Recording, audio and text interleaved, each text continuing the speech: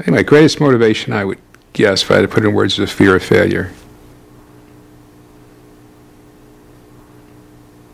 My parents were first generation. Their parents came from Italy and lived on the same street in the Bronx. I don't believe my dad had any education, but was sent out very early in his life, 9 or 10 years old, had to go to work to support the family. And my dad became a butcher at a very young age and had 2 stores, 2 little butcher shops in the Bronx, and I got sick. There was no form of medical insurance. I had to sell one of the stores to pay for the surgery.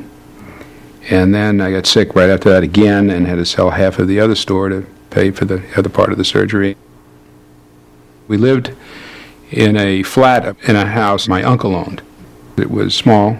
It was a traditional neighborhood in those days. First generation, struggling blue-collar workers. Most all of them were immigrants. I did remember some gang activity, but the gang I was in was sort of benign. It was just to be in a group so that you couldn't be singled out, at least to have some protection. I worked very closely with my dad for many years in the butcher shop. I did all the work that they didn't like to do. Cut up the chickens and made sausage, and it was tough work. I didn't like any aspect of it, and so it kept me in school. Because I knew if I came out of school, that's where I was going to end up, and I don't want to end up there.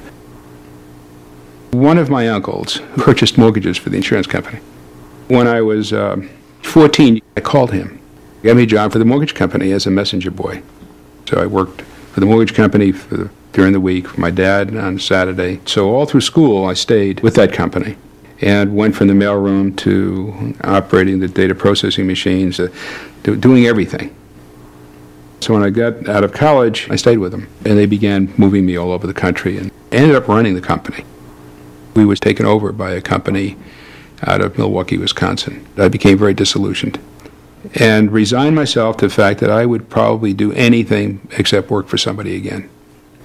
Decided to embark on the first national mortgage banking company in the country, which turned out to be Countrywide.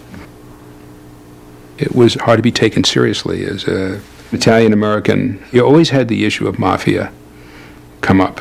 How can an Italian rise to this level legally?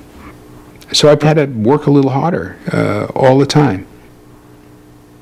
I'm sitting here now figuring where I came from that flat in the Bronx, right, 3,000 miles away. I mean, I think it's clear evidence of anything is possible